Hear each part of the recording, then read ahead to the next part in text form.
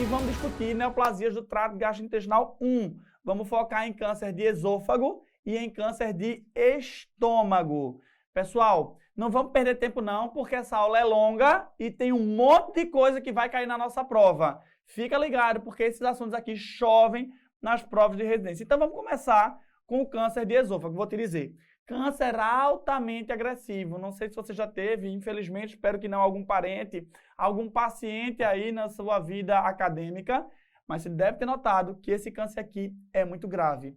É uma neoplasia que está aí, ó, entre as 10 neoplasias mais incidentes do Brasil e é uma doença agressiva e letal. Se você diagnostica esse paciente no T4, no estadio 4, por exemplo, a chance de ele estar vivo após 5 anos é de apenas 4%. Então vejam como é uma doença grave. A doença acomete mais homens que mulheres e atenção à dica, no câncer de estômago a mesma coisa, é uma doença que acomete mais homens do que mulheres.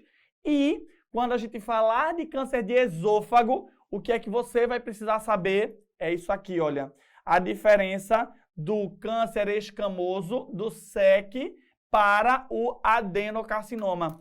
O foco das provas de residência vai estar na diferenciação o tempo todo entre o espinocelular, o escamoso, e o adenocarcinoma. Então é aqui que mora o foco desta nossa aula. Então vamos começar fazendo essa diferenciação.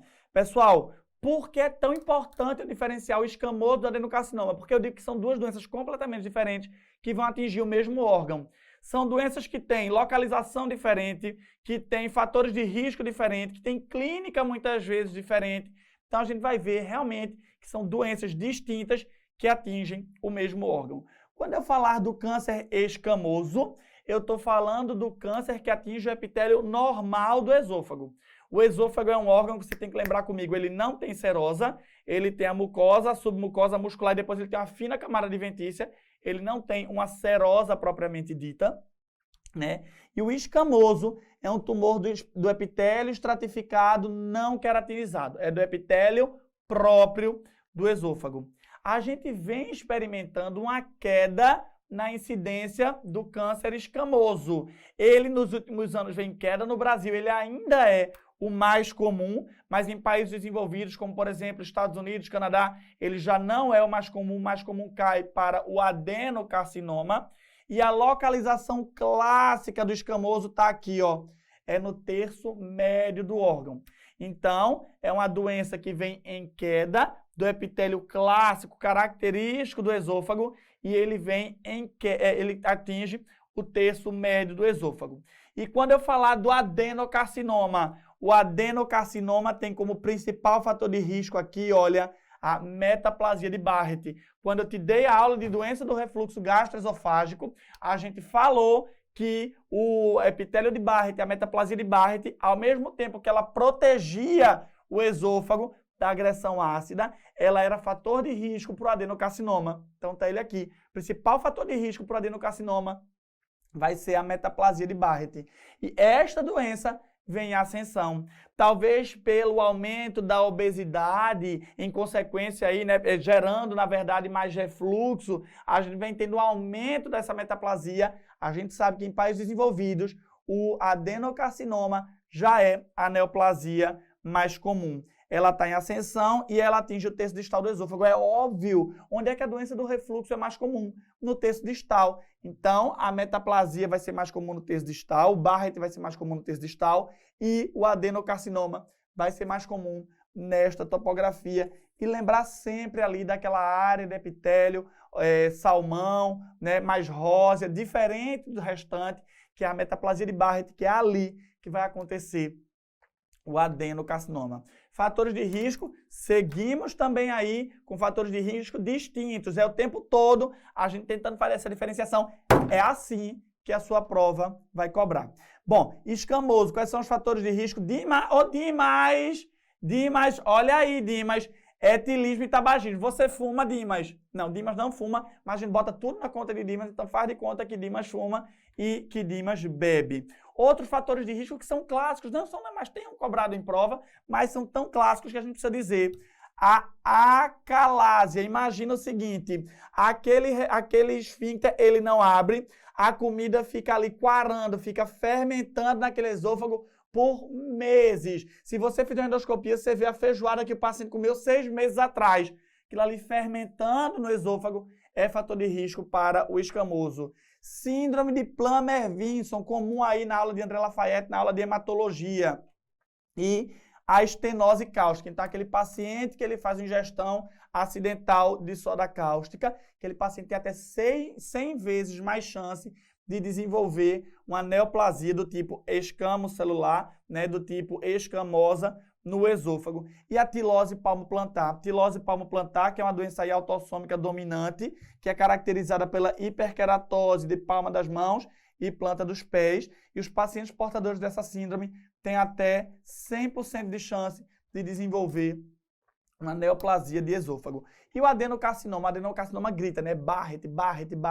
O grande fator de risco para o desenvolvimento do adenocarcinoma é a metaplasia de Barrett. Tabagismo também entra como fator de risco. E aqui, ó, obesidade. As provas vão focar na obesidade. A obesidade como grande fator de risco para a doença do refluxo. A doença de refluxo, metaplasia de Barrett, paciente desenvolvendo adenocarcinoma. Ok, pessoal, vocês precisam ter em mente esses 2 slides, porque isso é o mais importante, talvez, da neoplasia de esôfago. Qual é a clínica da neoplasia? A clínica é muito parecida com a clínica da acalásia. Qual é a clínica da acalásia? Lembra aí da aula de Camila?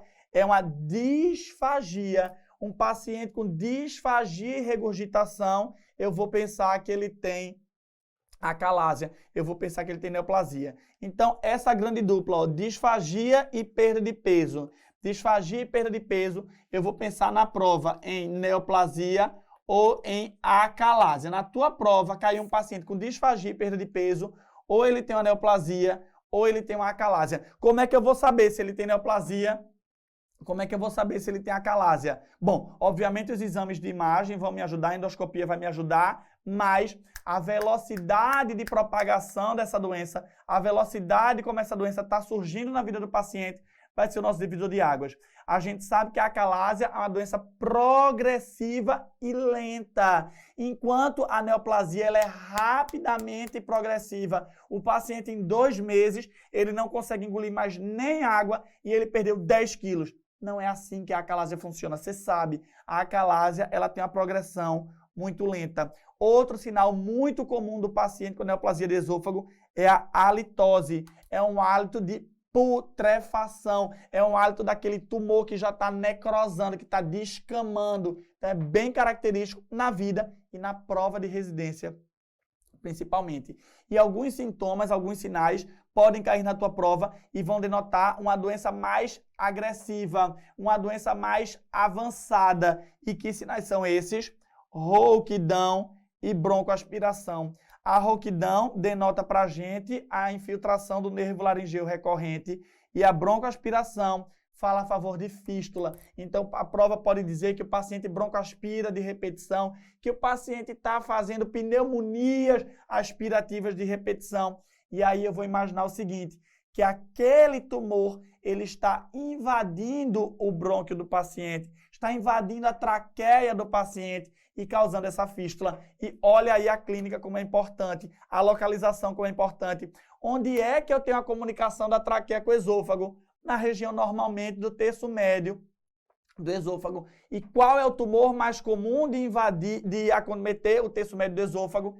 É o escamoso, é o espino celular. Então, a fístula broncoesofágica vai ser mais comum no escamoso, no tumor escamoso, que é aquele tumor do terço médio, ok? Então se liga, porque isso eventualmente pode estar presente aí na nossa prova.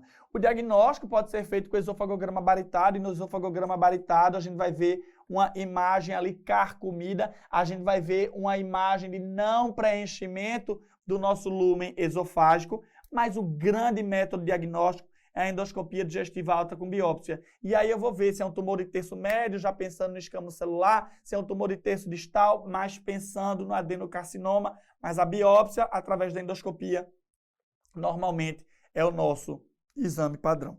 E aqui é o segundo foco da nossa parte de neoplasia de esôfago. Primeira parte, desculpa de novo, vai ser ali na diferenciação do escamoso e do adenocarcinoma. E a segunda parte está focada aqui nos exames auxiliares. As provas de residência amam, atenção, as provas de residência amam. Se estava dormindo, acorda, larga o TikTok, se liga aqui, porque isso é muito importante. Pessoal, o ultrassom endoscópico dos exames de imagem, o que é que chove em prova de residência, tá aqui, ó. Coloca um coraçãozinho, porque a prova ama cobrar isso. O ultrassom endoscópico é o melhor exame para dar o estadiamento T e o estadiamento N. A gente consegue avaliar através das camadas acometidas, se eu atinjo a mucosa, a submucosa, obviamente a biópsia também resolve isso, mas o estadiamento através do ultrassom endoscópico, ele é muito importante para a gente. Então ele vê o melhor estadiamento T e ele também avalia linfonodos acometidos. Se você tem ali, através do ultrassom endoscópico, um linfonodo que está meio suspeito, você vai ali e já faz a biópsia daquele linfonodo. A tomografia de tórax e abdômen é também extremamente útil. E quando eu uso, para que eu uso a tomo de tórax e de abdômen? Para avaliar o tamanho do meu tumor, para avaliar linfonodos acometidos, para avaliar metástase à distância, uma metástase hepática, uma metástase pulmonar. Então, a tomografia é muito importante. O raio-x, eu posso te dizer, 50% dos pacientes que fizerem o raio-x no contexto de câncer de esôfago vão ter alteração. Mas são alterações muito inespecíficas. É um alargamento mediastinal, é um derrame pleural. Então, ele é importante, ele tem alteração, mas ele não é muito assim específico para as nossas alterações. O PET scan deve ser solicitado com o intuito de avaliar metástase à distância. E a mediastinoscopia é muito importante para a biópsia de linfonodo. Se você não tem um ultrassom endoscópico disponível e você precisa biopsiar aquele linfonodo para estadiar o teu tumor, a mediastinoscopia vai ser sua amiga. A broncofibroscopia é muito importante para a avaliação de fístula, principalmente em tumores do terço médio, principalmente para tumores escamosos. E a ressonância magnética é um grande método quando eu quero avaliar invasão. Olha aqui essa broncoscopia, eu tenho brônquio-fonte direito, brônquio-fonte esquerdo, olha aí uma invasão tumoral de um câncer de esôfago adentrando pelo nosso brônquio principal. Então vejam como é importante aí a broncoscopia no estadiamento. Se liga, porque estadiamento cai muito em prova de residência. A gente encerra assim a primeira parte da nossa aula.